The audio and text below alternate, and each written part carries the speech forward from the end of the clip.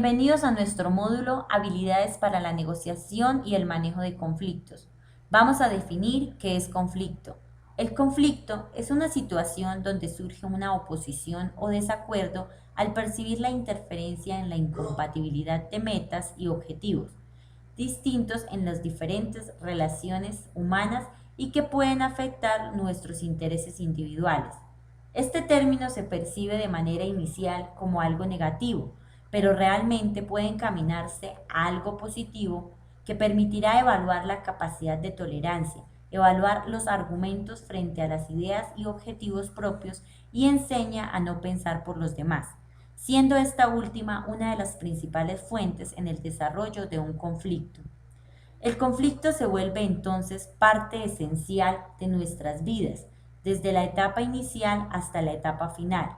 Las relaciones humanas serán indispensables en nuestro desarrollo y por el hecho de ser distintos, creados únicos e irrepetibles, tendremos que enfrentarnos a escuchar, analizar y respetar la incompatibilidad de objetivos, metas y percepciones en las diferentes relaciones humanas que pueden ser familiares, laborales, sociales o individuales. Muchos de los conflictos vividos a lo largo de nuestra vida pueden traer consigo consecuencias positivas o negativas, estas últimas creando grandes inconvenientes. Es por esta razón que se debe tener claridad y razonabilidad a la hora de existir un conflicto. La interpretación del conflicto está en la adaptación. Esta permite reconocer que existe el conflicto. La dirección nos lleva a pensar, actuar y sentir, y el equilibrio permite actuar de manera justa. Existen preguntas importantes para la solución del conflicto. ¿Cuál es el conflicto? ¿Cuáles son las causas? ¿Qué partes están involucradas? ¿Cuál es la relación antes, durante y después? ¿Cómo influye el tiempo en el conflicto? En el conflicto encontramos varios aspectos importantes. Dentro de ellos tenemos elementos, características, componentes y tipologías. Dentro de las características tenemos a los actores, que pueden ser dos o más personas. Tenemos situaciones de bloque ante el otro, que implica el sentimiento y percepción, el sentimiento de que algo no está bien. También tenemos la percepción real o irreal. Es cuando las personas tienen una percepción incorrecta de la situación y cada uno de ellos piensa que tiene la razón sin tener en cuenta si realmente existe un conflicto o no. Tenemos la imprecisión, pensar por el otro. Esta siempre va a ser un agravante de la situación. Incompatibilidad de metas. Son las metas propias sin tener en cuenta las de los demás. Continuamos explicando los aspectos del conflicto. Tenemos a los elementos. En actores tenemos personas naturales, jurídicas o comunidades. En oposición constante existirá una confrontación continua porque sus logros sean los ganadores y puedan cuidar de sus intereses. En la parte de enfrentamiento o lucha podemos definir este ítem a la falta de una solución al conflicto.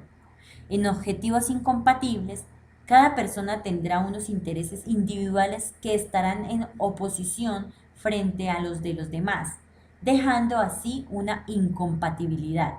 Podrían ver las cosas de diferente forma, tratando de buscar un gana-gana para ambas partes.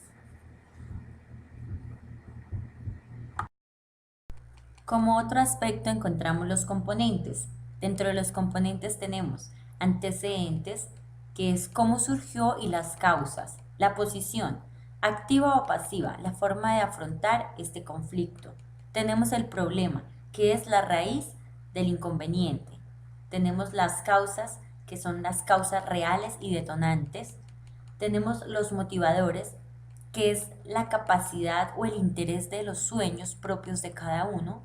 Tenemos a los actores o partes, que es saber solucionar el conflicto y el poder de negociar. ¿Quién va a ser esa persona o esas personas que van a ser capaces de negociar?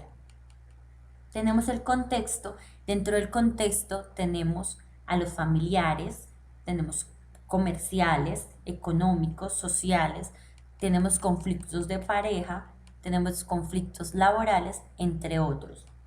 Y en sus efectos encontramos los efectos para la solución, es decir, las consecuencias que se dan para esa solución de ese conflicto. Y como por último aspecto, dentro del mapa conceptual están las tipologías, que estas tipologías hablan de la naturaleza de la violencia, del conflicto, del método de manejo, del manejo o forma, cómo se afronta y por la clase del problema.